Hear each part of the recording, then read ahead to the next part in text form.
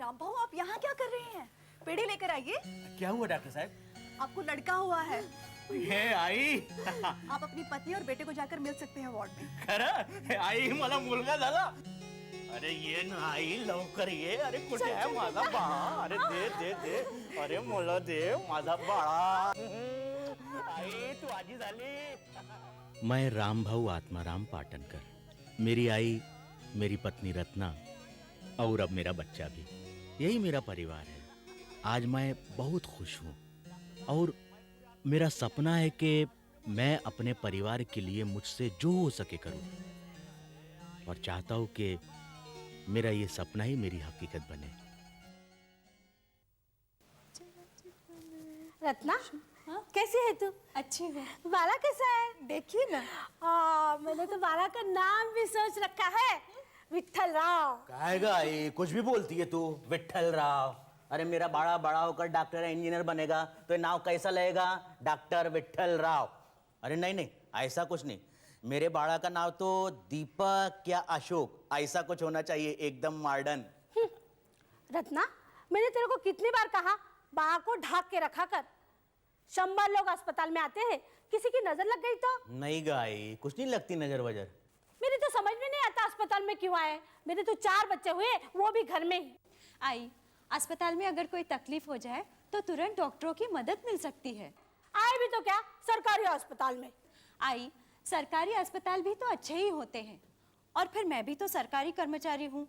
अगर मैं सरकारी अस्पतालों पर भरोसा नहीं करूंगी तो कौन करेगा? और अस्पताल में सब कुछ ठीक ठाक ही हुआ है ना? अरे लाला, अरे मेरे बाड़ा को मेरे को दे।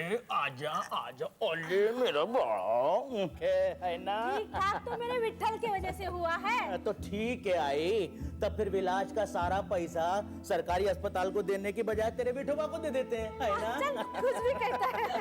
और नहीं तो क्या, है ना? मैं सही। रत्ना देखना, अपना बाड़ा भी तेरी तरह कैसे पेट पर हाथ रख के लेटता है। आई कह रही थी बाड़ा मुझ पर ही गया है। हाँ तो ठीक ही तो कह रही थी। अगर ये तुझ पर नहीं जाएगा तो फिर बड़ा होकर तेरे जैसा समझदार कैसे बनेगा? क्यों, आप समझदार नहीं हो क्या? रत्ना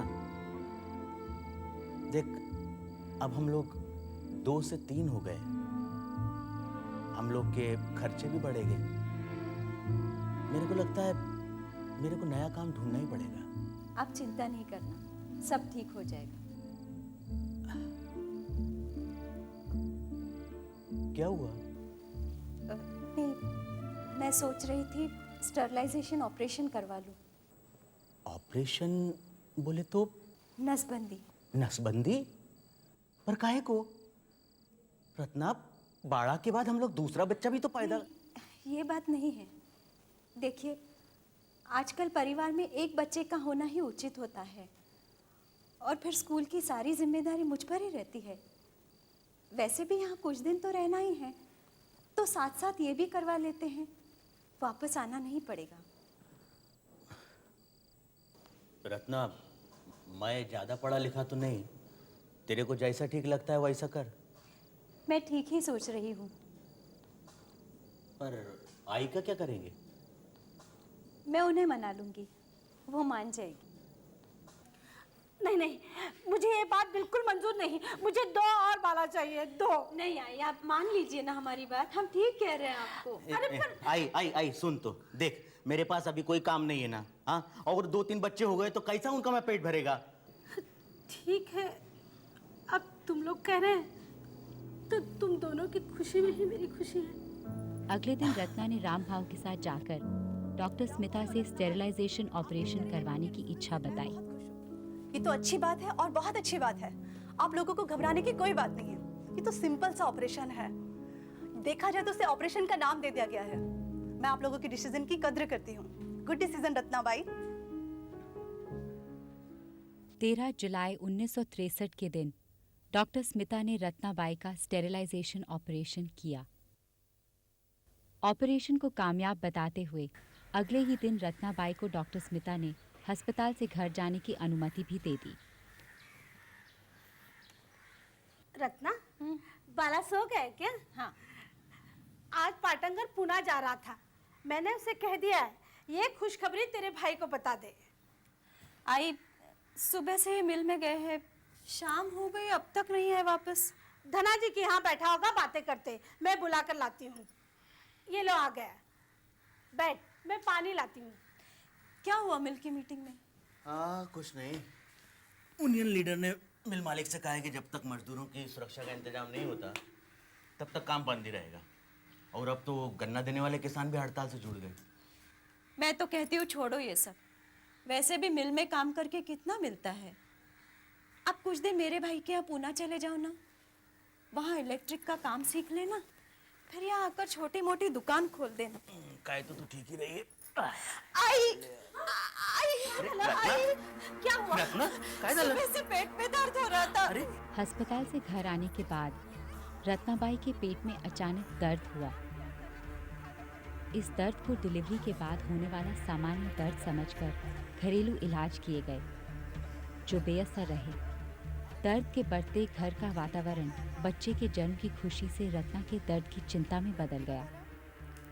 सुबह होते ही रामभाव अस्पताल पहुंचे। मैं इस पैसनो की टैबलेट्स दे रही हूँ, पानी के साथ दिन में 2 बार दे देना। पेट दर्द की गोलियां हैं और कल आके मुझे दिखा जाना।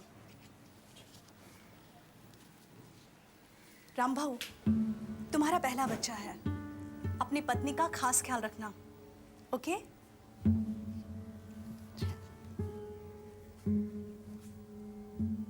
आए, बाड़ा को दूध पिलाना होगा ना? नको नको, अभी मत जगा, अभी तो दवाई खा के सोई है बेचारी। हाँ आई, रात भर दर्द के मारे तड़प रही थी। वो डॉक्टर क्या बोली? कुछ भी नहीं आई, फकत पेट दर्द की दवाई दी है। कल फिर बुलाया मिलने को।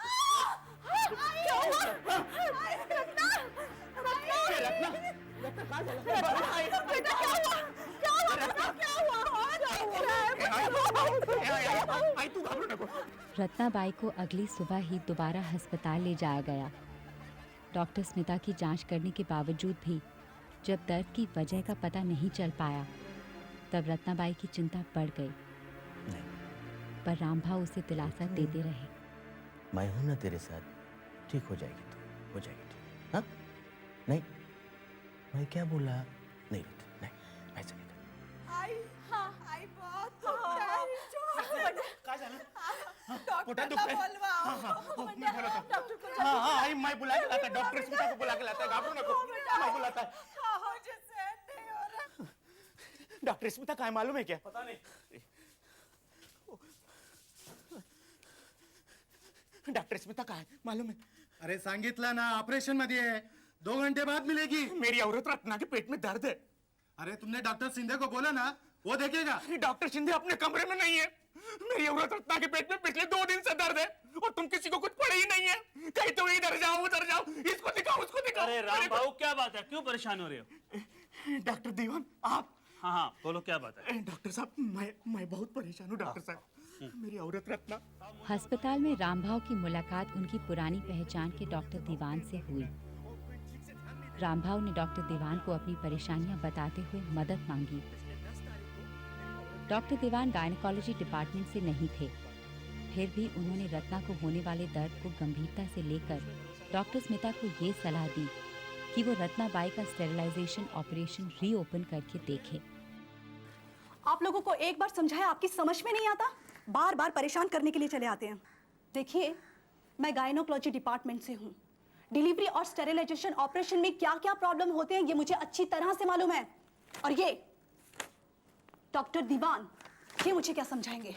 क्या हुआ मैम? डॉक्टर दीवान फिर से कुछ सिखाने लग गया है? हाँ, मुझसे कह रहे थे कि रत्नाबाई का ऑपरेशन फिर से ओपन करके देखूं, शायद दर्द की कोई वजह मिल जाए।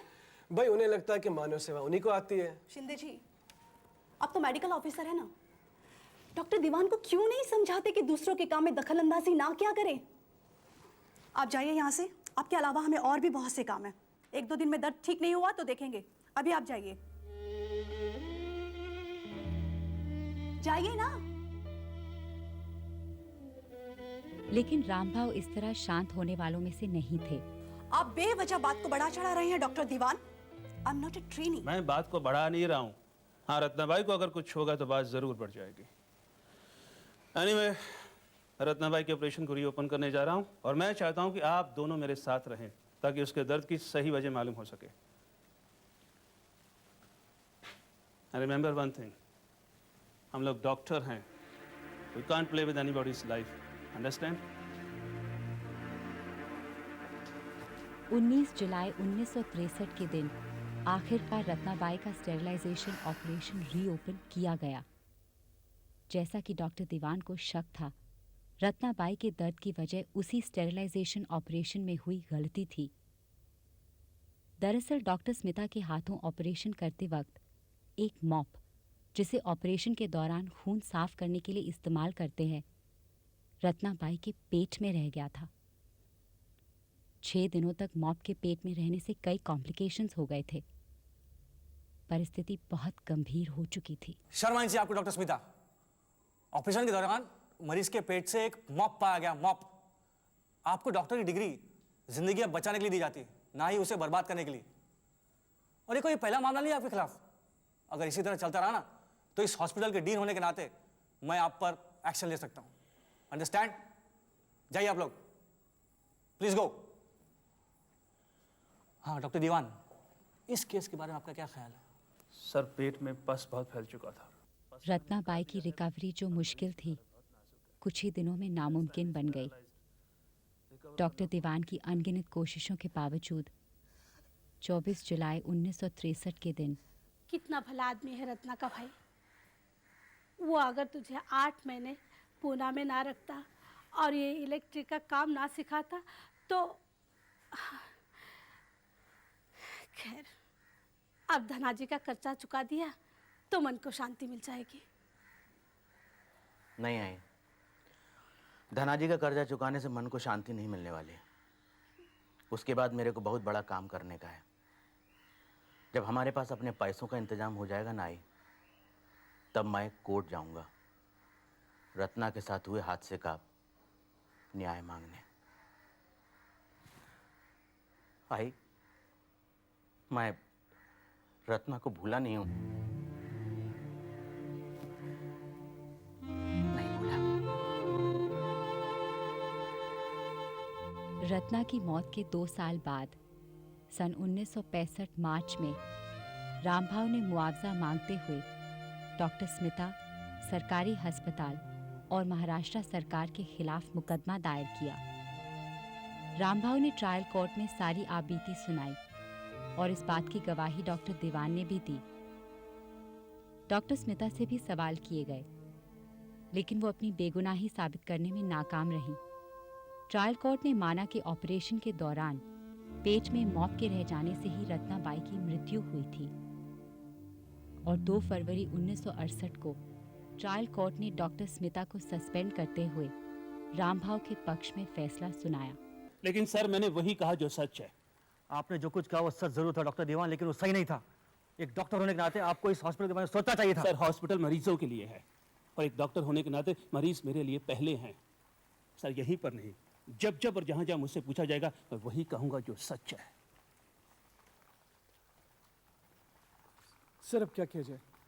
इस हॉस्पिटल के और हमारी इज्जत बचाने के लिए हमें कुछ न कुछ करना पड़ेगा doctor Shinde. You mean to say transfer? Exactly. Sir, मैं चुप नहीं रहूंगी। मैं हाई कोर्ट तक जाऊंगी। आखिर ये मेरे कैरियर का सवाल है। लेकिन इस बार डॉक्टर स्मिता थोड़ी होशियारी से। Yes sir. डॉक्टर स्मिता ने वैसा ही किया। केस पेपर्स बदल दिए गए। डॉक्टर स्मिता ने स्टे लेकर प्रैक्टिस जारी रखी और पूरी तैयारी के साथ हाई कोर्ट में अपील की। इस सब से रामभाव की चिंता बढ़ने लगी। इस दौरान डॉक्टर दीवान का भी तबादला कर दिया गया। केस की सुनवाई की तारीख, रामभाव की समस्याएं और बाला की उम्र बढ़ती जा रही थी।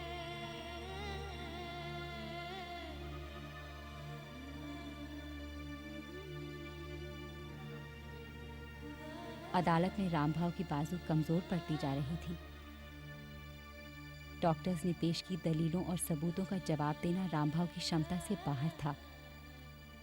न्याय की लड़ाई में अकेले पड़ चुके रामभाव की आवाज अदालत में लगभग बेअसर बन चुकी थी।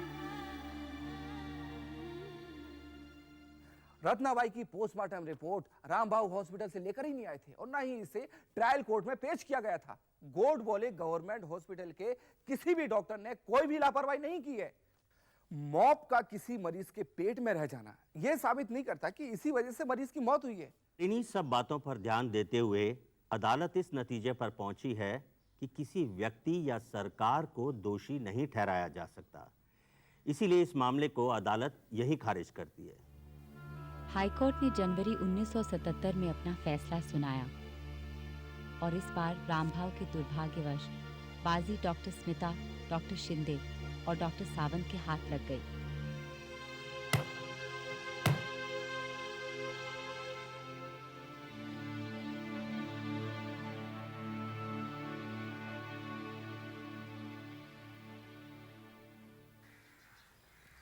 देख पांड्या, तेरा खेत तो गांव के बाहर है और खेत में कुआं भी नहीं है। पाटिल खरीदने को तैयार है पर सिर्फ 16,000 रुपए देगा। ठीक है धनाजी, मैं दस्तखत कर देता हूँ, मैं बेच देता हूँ, जो भी मिले। वैसे भी अब हम लोग वहाँ खेती तो करते नहीं है। बस कर बंड्या, पहले हम बहुत कुछ गवा चुके हैं, अब सुप्रीम कोर्ट में लड़ने की जीत ठीक नहीं है। आए, जिन लोगों की वजह से रत्ना हमसे दूर हो गई है, उन लोगों को सजा तो दिलवानी पड़ेगी ना। नहीं तो न जाने कितनी रत्नाएं ऐसे ही सरकारी अस्पतालों में तू धनाजी, अब तू ही इसे समझा। पांड्या, काकी बिल्कुल ठीक कह रही है। सालों से तू कोर्ट में लड़ रहा है, तेरा पैसा समय सब बर्बाद हो रहा है। धनाजी, जब तुम घर जाओगे ना तो तुम्हें भरोसा है कि वहीनी घर पर मिलेगी। लेकिन ऐसा सोचकर देखो, जब तुम घर जाओ और वहीनी तुम्हें घर पर न मिले और उसके बाद तुम उसे कभी न देख पाओ, तब मेरा न्याय के लिए लड़ना शायद तुम्हें सही लगेगा। रामभाव का न्याय पाने का जुनून फिर भी बरकरार था। कई तकलीफों के बावजूद उन्होंने दिल्ली तक जाकर भी सितंबर 1978 को सुप्रीम कोर्ट में मामले को दर्ज किया। कोर्ट ने मान लिया कि अस्पताल ने केस पेपर्स में प्रिस्क्रिप्शन को मिटाकर वापस लिखे गए और पोस्टमार्टम की रिपोर्ट भी झूठी सबमिट की गई है। मैंने कोर्ट से ये भी कह दिया है कि डॉक्टर दीवान जो इस वक्त अमेरिका में है, मैं उनका रिटर्न स्टेटमेंट भी पेश कर सकता हूँ। रामभाव हॉस्पिटल से उनका एड्रेस निकाल कर उन्हें लेटर लिखना होगा और याद रहे, अगली सुनवाई तक उनका जवाब हमें मिल जाना चाहिए। अगली सुनवाई कब है? 21 मार्च को, यानी 6 महीने बाद। जी नमस्ते। इसी तरह रामभाव को अदालत से कभी 6, कभी 4 तो कभी 8 महीने की तारीखें मिलती रहीं। वक्त बीतता जा रहा था। बाबा बाबा बाबा, मैं बैंक के एंट्रेंस एग्जाम में पास हो गया और अगले महीने की 1 तारीख को मुझे शहर जाना होगा। ये देखो बाबा। लेकिन बेटा, अगले महीने की 1 तारीख को तो कोर्ट में सुनवाई है, मैं तेरे साथ नहीं चल सकता। बाबा कोई बात नहीं, मैं अकेला ही शहर चला जाऊंगा। जा जा, तू वहाँ भी पास हो जाएगा। जा अपने माँ के पैर पड़। जी जी आया।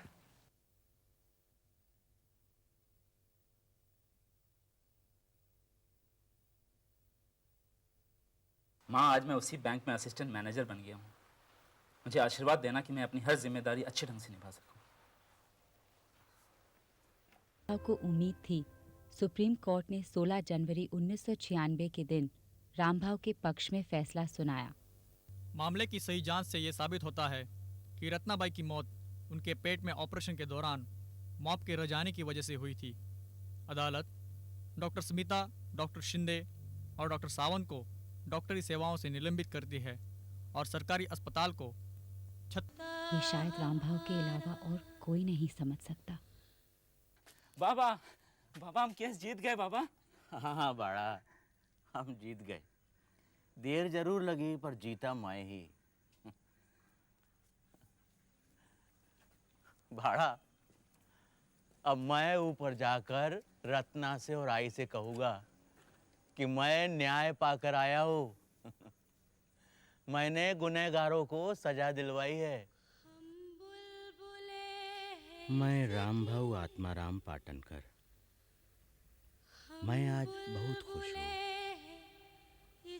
मेरा सपना था कि मैं अपने परिवार के लिए जो हो सके करूँ, जो रत्ना के जीते जी तो न कर सका, लेकिन शायद उसके बाद तो जरूर कर पाया हूँ। यही मेरी हकीकत है।